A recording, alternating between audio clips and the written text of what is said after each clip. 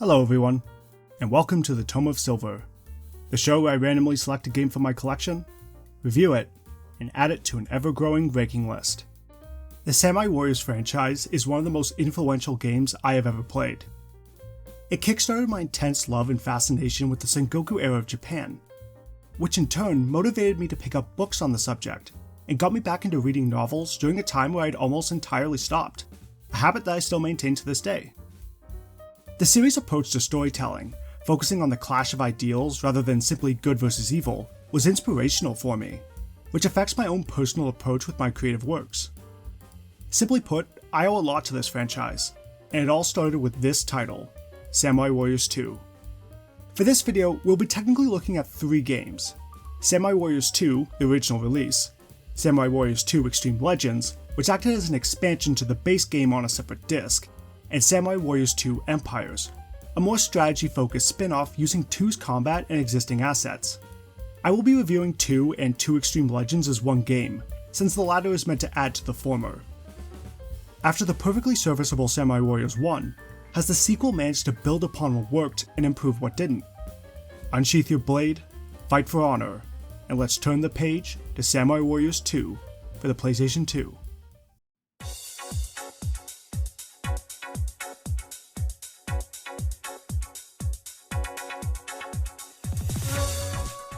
Samurai Warriors 2 is a hack and slash, released in 2006 for the PlayStation 2 and Xbox 360.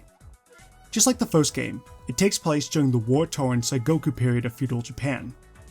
Despite the 2 in its title, the stories present here are not follow-ups to the original, but rather a reimagining, with new spins put on the narratives of the returning warriors while making room for several new additions. The original roster of 15 characters has been boosted to a very impressive 26. From the previous game, only 2 characters didn't return for the sequel, those being Kunoichi, likely due to her not being a real historical figure, and Goemon Ishikawa, who is no great loss because he sucks. The choice of playable characters in the original laid down the broad strokes of the Sengoku period, and the new additions in 2 served to fill in the details. In my opinion, this is probably the best writing and storytelling in the entire series. They make effective use of the new characters to build upon each warrior's relationships and conflicting ideals, taking what made the first game so good and making it even better. The disillusionment Mitsuhide faces watching how his lord Nobunaga goes about seizing the land, the tragic love between Nagamasa Azai and Oichi and how that war forces them apart, and Yukimura, Kanatsugu, and Mitsunari's friendship and how that friendship helps them grow and fight through their darkest hours. There's such an intricate web of relationships for allies and enemies alike, which makes for a fascinating cast of characters and just as interesting of a take of this era of Japanese history. It helps that of the 26 playable characters, 24 each have their own story mode, giving a thorough exploration of the personalities and motivations of almost the entire cast. Sorry Renmaru and Okuni, you both kinda got the shaft here. And of course, I can't talk about the story mode without bringing up the game's gorgeous cinematics, which looks stunning for the time. And when they decide to bring out the occasional fight scene, they are wonderfully choreographed and a joy to watch. I would like to note that for those who are particular about historical accuracy, that while Samurai Warriors 2 does take a lot from real history, it does have a few liberties for the sake of its story and gameplay. For example, Hideyoshi's wife Nene was a Buddhist monk, and primarily focused on politics when Hideyoshi rose to power. She wasn't a ninja as she's portrayed here. And as much as I wish this was the case, Ieyasu Tokugawa sadly did not wield a massive spear that fires cannonballs. There's only one thing that brings down the story and characters of Samurai Warriors 2, and for most people, it will likely bring it down hard: the voice acting. My lord, the Oda have retreated, back to the capital. Their casualties number in the thousands, and we did not take Nobunaga's head. Our victory at Kanagasao!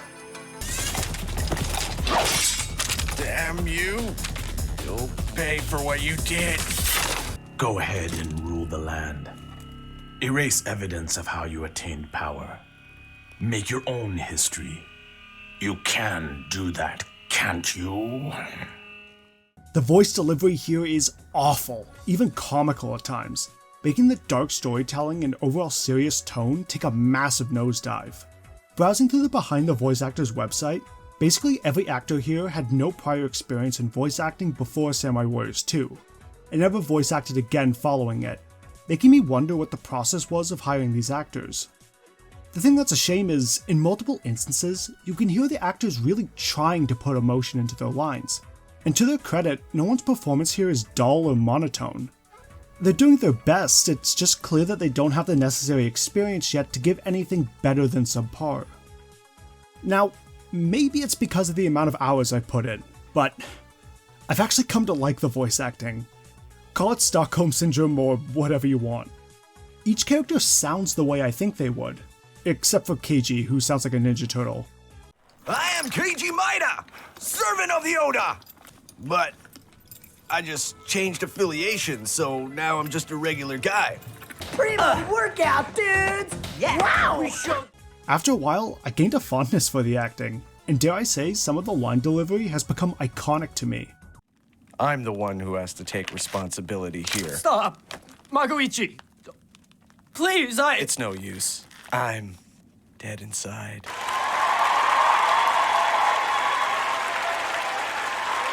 That said, while I like it, I won't pretend for a second that it's good. And in a game with so much back and forth between characters, poor voice acting can be a deal breaker for some. There's also no option to change the voices from English to Japanese. If you buy an English copy, this is what you're stuck with, and that can be a very tough sell for the average player. For gameplay, Samurai Warriors 2 bears the same hallmarks as other Warriors titles, without too many changes being made from the first title. You select your character, each with their own weapon and moveset. You'll be tasked with navigating around the map, cutting down as many foes as you can, while being provided with various objectives to complete. Succeeding or failing these objectives will affect your army's overall morale, making enemies easier or more difficult to defeat depending on which army the morale meter favors. If you manage to complete your primary objective, typically being to defeat the enemy commander, victory is yours. But if you lose your commander, certain allies are defeated, or otherwise a different defeat condition occurs, then it's game over.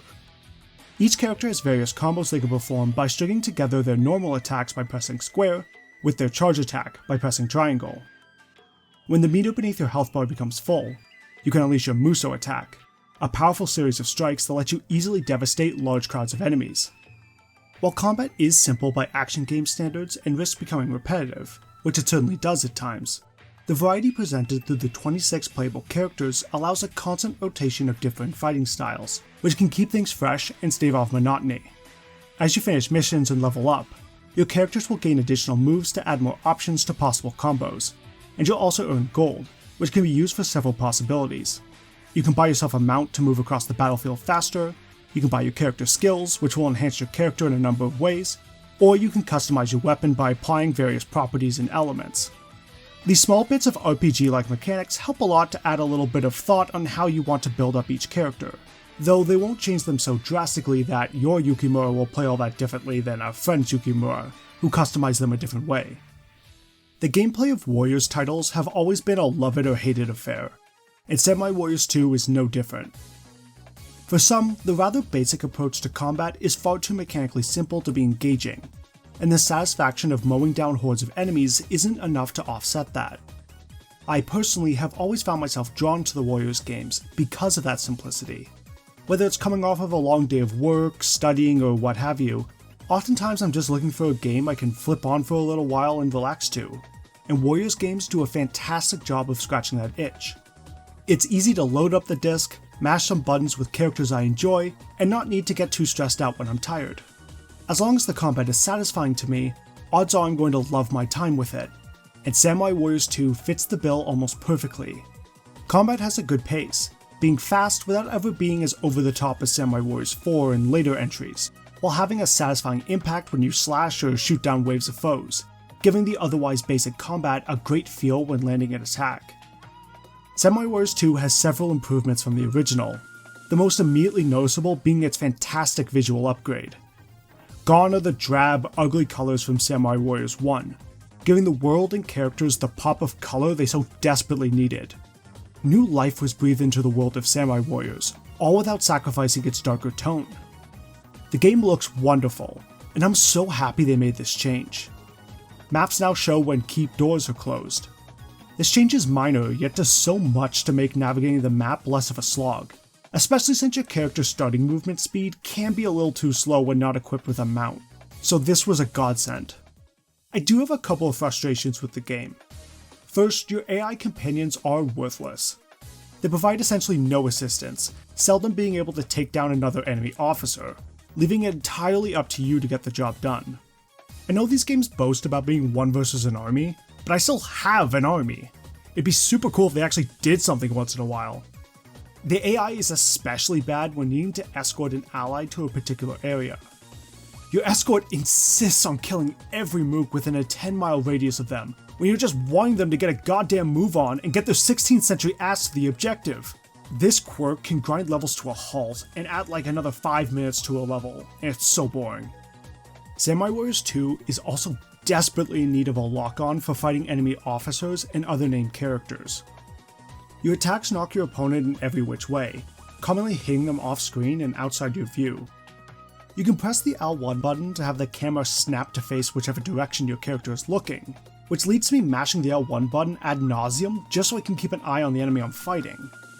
Finally, and this one's more of a nitpick, with how many character stories there are to play through, there are a fair few repeat levels and characters who are so heavily tied to other characters that their campaigns feel identical. The previously mentioned Nene is one of my personal favorite characters in the series, but I can't deny she doesn't have a whole lot going on other than being Hideyoshi's wife, making her campaign identical to Hideyoshi's in both story and levels. Speaking of Hideyoshi, because his story revolves around him uniting the land, he eventually has almost the majority of the main cast within his army by the end of his era of history. Once you realize just how many characters participate on his side of the siege of Odawara Castle, you're gonna wish you never have to see that stage again. Otherwise, Samurai Warriors 2 is packed to the gills with content, so if you're someone like me who enjoys popping this in every now and again, there will be something to do for over 100 or so hours. Each playable character has 4 weapons to find, one of which is a legendary weapon that can only be obtained by fulfilling certain conditions. You of course also have 24 different story modes to play through, each taking about an hour and a half to 2 hours each. Each stage can be played with any character you've unlocked in free mode as well. The branching pathways and alternate endings from the first game's story mode are gone, but each character has a dream stage that the player can unlock, either allowing you to play a scenario that vastly alters history, or is unrelated to history entirely to use the characters in wacky and fun ways. Keep levels have also been removed from story mode, but are now instead their own specific mode with survival. Here, your goal is to climb up the towers of a keep, with each floor having a series of objectives you need to clear to move on, with your goal being to see how high you can reach. Survival mode is enjoyable, as the keep stage is more tightly packed together, and the objectives on each floor are short, keeping you quickly moving from one mission to the next at a rapid pace. It offers a nice change up from the longer story missions. The second bonus mode included is Sugoroku, and I appreciate the idea, not the execution. Sugoroku is kinda like Monopoly, where you roll dice and buy areas of land, with your goal being to either make your opponents go bankrupt or claim the most amount of gold. There is the odd time when players will get to take control of their characters to face each other in head-to-head challenges to take over pieces of land, such as defeating the most amount of enemies or making it the furthest in a maze, but these are few and far between. The board game is just really not all that fun or interesting, not to mention it's just such a departure from the standard gameplay. As I said, I appreciate the attempt at creating something new and different, but this was not a winner. If even after all that you were looking to get a little more bang for your buck, Samurai Warriors 2 got an expansion in the form of Samurai Warriors 2 Xtreme Legends. 2XL was downloadable content for the 360 version, but came on its own disc for the PlayStation 2, as that system lacked an online store. 2XL introduced new stages, a new game mode, raised the level cap for characters from 50 to 70, added an additional rare weapon for each character, and 5 playable characters, each with their own story mode. These characters are Yoshimoto Imagawa, returning from the XL expansion of the first game, Katsuie Shibata and Kojiro Sasaki, 2 unique NPCs from the base game who both receive new weapons, moves, voices, and animations, Toshie Maeda, a famous Oda general, Gracia, Mitsuhide Akechi's daughter, and master of the Japanese art of hand-to-hand combat and freaking laser beams, and finally, the unifier of the island of Shikoku, Motochika Chosokabe, my favorite character in the whole series. His shamisen weapon is an incredibly unique idea, and I also love his animation when attacking from horseback. The rest of the characters swing around their weapons in a large arc, while Motochika just does this stomp. It's such a real thing to do, like, you. The new mercenary mode is pretty solid as well. You can select any character you want, and can accept requests from various officers, with the rewards scaling to the difficulty. These missions will throw you into randomly generated mini-battles, which offer nice bite-sized challenges. By completing missions, you earn vassals to fight alongside you, can join clans, buy precious swords for your collection, and more. The mode wasn't super addicting or anything, but offered a nice distraction if you were looking for something else to do outside the other game modes. For what it's worth, I enjoyed my short time with it.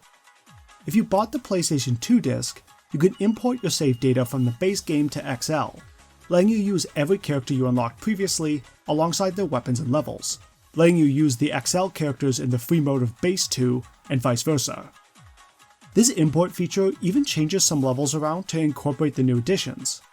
For example, in the base game, Toshie Maeda frequently appeared in stages, but only as a generic NPC. If you use the import feature, the generic NPC will be replaced by the revamped version of the character, which is really cool. A small gripe is that the returning characters in the new stories all had the voice actors replaced, but only for new lines of dialogue. Not only are most of these new voice actors somehow worse than the previous ones, but are now spliced in with the old dialogue, which I will always hate because of how jarring and noticeable it is. You think you can equal me in battle? How humorous. I am forced to expend my valuable energies just because these fools will not see reason. Otherwise, 2XL is more content for Samurai Warriors 2, for better or for worse. Naturally for me, more Samurai Warriors is always welcome, but if you weren't already sold from the base game, this will hardly do anything to sway you. But what if the game was to implement a bit more of a strategic element? Let's now turn the page to Samurai Warriors 2 Empires.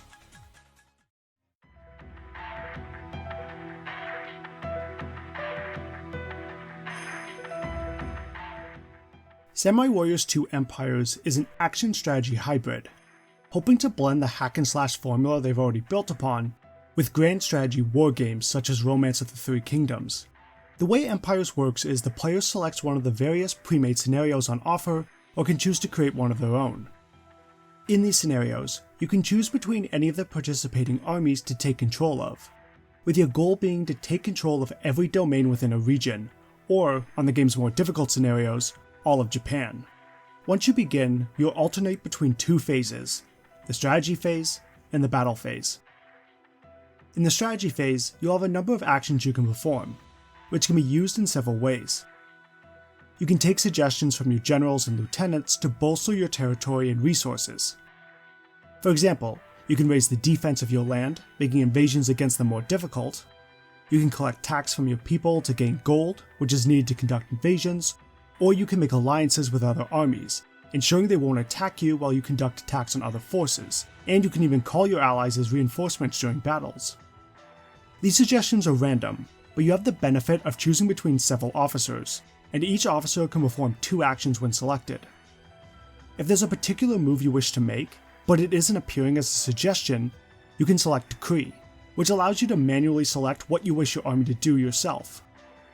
The trade-off to this is, you'll need to pay the necessary amount of gold, and unlike officer suggestions, you only get 1 per action, rather than 2, so that's something the player must take into consideration. Still, this can be greatly beneficial if all your officers are suggesting tons of agricultural developments, but you need a specific tactic for an upcoming battle. Once all actions in the phase have been taken, you will then proceed to the battle phase, where the player must choose to invade a neighboring territory if they feel they are sufficiently prepared. Of course, the computer opponents will conduct attacks of their own, which you'll need to defend to avoid having your land stolen. Once you've selected the officers you want to join you, and the battle starts, the game becomes the third-person action game we've grown accustomed to. In battle, your goal is to claim your adversary's bases while protecting your own. Once a few bases have been claimed, the enemy officer will appear. Once you strike him down, the battle will be victorious, and that domain on the map will be yours. Should the warrior you control lose all their health, or your main camp falls, you will be forced to retreat, or worse, be removed from your land if you are the one under attack. Sometimes you'll capture an enemy officer, and if you win the battle, you can recruit that officer to your army. But of course, your officers are just as liable to be captured, requiring you to carefully consider who you want to bring with you to the battlefield. To gain an advantage, there are a handful of tactics you can execute and formations for your army, both obtainable during the strategy phase. Tactics can add additional squadrons to the battlefield, start off a battle with more bases under your control, or boost your army's troop strength, allowing them to fight longer. Formations can provide boosts to your army's attributes, coming in one of 3 flavors: attack, defense, and speed. These formations act on a rock-paper-scissors-like mechanic. Attack beats defense beats speed, and speed beats attack, with the winning formation giving that army an advantage. If you have no formation activated, you'll lose by default. Only the army that has the advantage will get the bonus from their selected formation. If your opponent uses a defense formation, and you use attack, you won't gain your attack bonus, and will now have a much harder time in fights against the other officers. There are plenty of elements that can change the difficulty of each fight, which keeps the players on their toes and avoid getting too confident. The unfortunate thing is that most of these elements don't change how you fight. Regardless of difficulty, each battle will consist of claiming enemy bases, without any of the sudden ambushes or methods of attack found in Vanilla 2. There is the occasional instance where an enemy officer may wish to defect to your side, and you'll be given a small mission to perform. If completed, that officer will defect and join your army for the battle. This is really cool, and in these moments it adds a bit of extra spice to the battle, as now I was focusing on completing the mission, which may not go hand in hand with the goal of claiming nearby bases. Sadly, these kinds of scenarios are limited, and most fights will feel identical to the last. Additionally, many of the officers you play as are generic officers, who have one of 3 basic movesets. This meant rotating through the same 3 movesets for most of a campaign, unless you were lucky enough to get a famous officer on your side. Part of what kept Samurai Warriors refreshing was the large roster of warriors to switch between, so when you take that away, the monotony of each fight shows itself far quicker. The strategy aspects of Empires does a lot to add a certain complexity to everything, and breaks up the fights to avoid fatigue. The strategy elements are well implemented, but personally I've never been one for strategy games, and the battles I really enjoyed in the base game have taken a massive blow in exchange. So if you didn't already like the Warriors formula, the strategy phases may do a lot to intrigue you, only to discover the battle phases are even more repetitive, making it less likely it'll click with you, even with breaks in between. Thankfully, for those who don't find themselves wishing to be limited to historical characters only, 2 Empires has a character creator, which can bring a bit of balance to the limited spread of weapons the generic officers have. Aside from allowing you to name and customize from a handful of appearance options and colors, these creations can also be given stats to make them focus on different areas, such as fighting or strategy. In addition, your creation may use any moveset you wish, whether it be one of the generic officers or one of your favorite famous officers, such as Yukimura, Hanzo, or Magoichi. The only weapon you can't select is Kotaro Fuma's.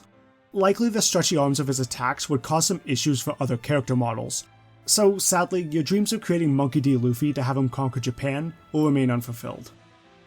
The created officers will appear during scenarios, and can be recruited or fought against, adding a fun flavor to repeat campaigns. Not to mention that because you can give them any moves that you want, having them in your army can increase weapon variety. And suppose you're up for a little bit of goofy fun. In that case, you can make your own army consisting entirely of created characters in the free select mode, to create a story of your very own, which can be plenty fun for those who enjoy role-playing and making up scenarios in their head.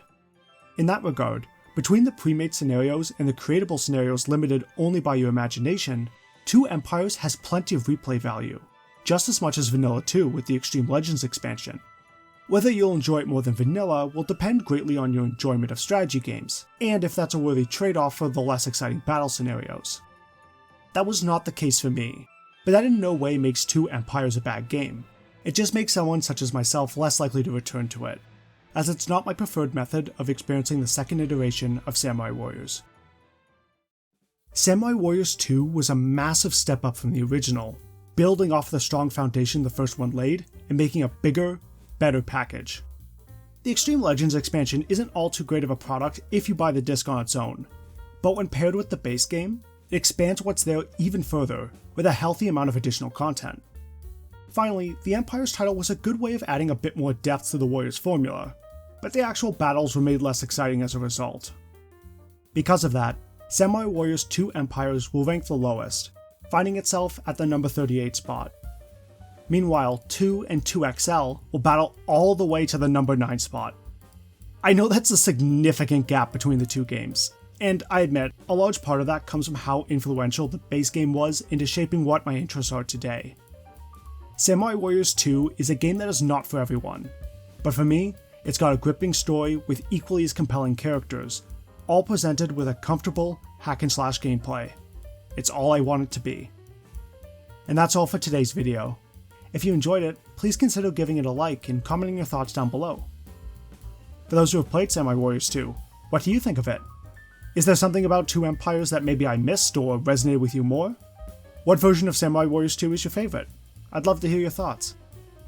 Next time, we'll be turning our heads to the Metroidvania genre of games, with a game in the series that makes up one half of the genre name. Please look forward to that. In the meanwhile, thank you all so much for watching. Take care, and may we see each other again when we turn to the next chapter in the Tome of Silver.